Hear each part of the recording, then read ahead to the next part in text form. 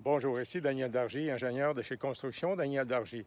Aujourd'hui, je désire vous parler du thème d'inspection structurelle de fondation en pierre, aussi appelée fondation en moellon. Donc, il s'agit d'un client qui veut acheter une maison ancestrale, donc une maison qui date déjà de plus de 100 ans, qui est bâtie, à ce moment-là, il bâtissait avec des pierres. Ce n'est pas des fondations coulées en béton avec de l'armature comme on connaît aujourd'hui. C'est plutôt des fondations en pierre, souvent des pierres des champs ou des pierres de rivière.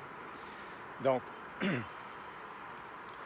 le client a déjà fait une inspection avec un inspecteur général qui n'est pas un ingénieur et qui lui a recommandé de regarder certaines anomalies par rapport à la fondation qu'il a détectées. Par exemple, des fissures ou encore de l'érosion ou encore du mortier qui se désagrège.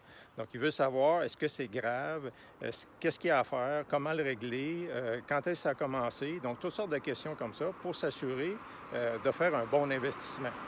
Donc, il faut quand même savoir que ces maisons-là ont déjà fait leurs preuves parce qu'ils sont là déjà depuis plus de 100 ans, premièrement, et que c'est normal qu'il y ait de l'entretien avec le temps. Donc, il ne faut pas nécessairement paniquer pour n'importe quoi. On va le voir, on va s'avancer, on va rentrer à l'intérieur.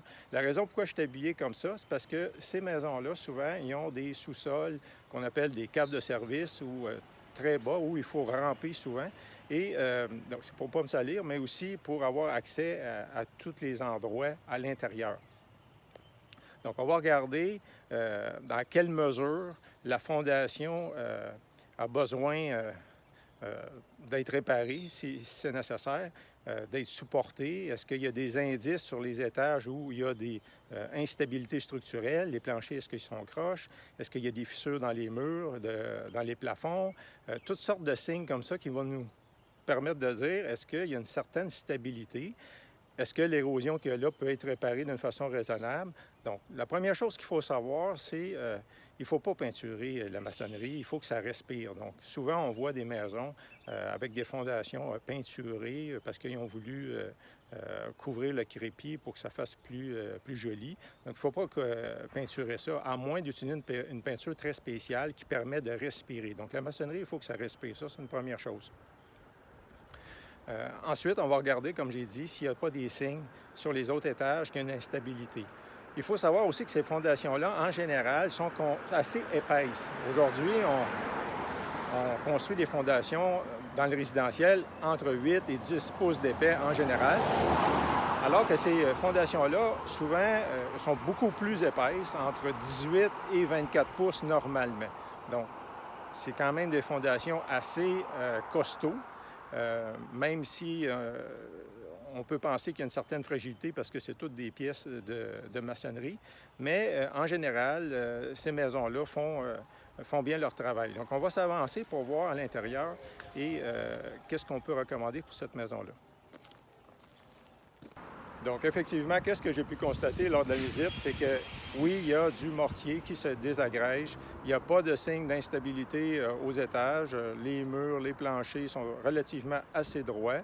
Il n'y a pas d'indice que ça s'est produit récemment.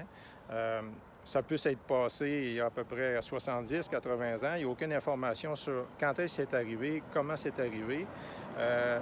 Comme j'ai dit, il n'y a pas de fissures aux étages supérieurs. Donc, dans les murs, dans les plafonds, les planchers sont relativement droits. Donc, de ce côté-là, la maison donne un certain indice de stabilité structurelle. Par contre, c'est vrai que la maçonnerie, dans les joints de mortier, il se désagrège. Il va y avoir de l'entretien à faire. C'est bon de garder le sous-sol sec avec un chauffage pour enlever l'humidité. À la limite, quelquefois, on voit ça. Les sols ne sont pas chauffés. L'hiver, il y a beaucoup d'humidité. Donc, installer un déshumidificateur, installer pas une toile, mais un plastique là, sur le sol pour empêcher l'humidité du sol de rentrer dans l'air au sous-sol. Donc, un déshumidificateur, chauffer, aussi un échangeur d'air, enlever l'humidité au sous-sol, garder ça sec, chauffer, tempérer. Pour ne pas favoriser l'humidité. Ventiler aussi avec un ventilateur le sous-sol, c'est une bonne chose. Donc, c'est tous des moyens pour aider, pour pas que ça se désagrège davantage et pour réparer, bien simplement refaire des joints de mortier avec un maçon. Donc, ça a été ma présentation sur l'inspection structurelle de fondation en pierre, aussi appelée en moellon. Donc, n'hésitez pas à me contacter. Je suis Daniel Dargy, ingénieur chez Construction Daniel Dargy. Vous pouvez voir plusieurs de ces vidéos sur le site web dargyconstruction.com, aussi sur le site ingénieurstructurebâtiment.com. Je vous invite aussi à regarder la page Facebook de Construction Daniel Dargy et en cherchant sur YouTube plusieurs autres vidéos de ce type, en cherchant Daniel Dargy, ingénieur. Merci de votre écoute et à la prochaine.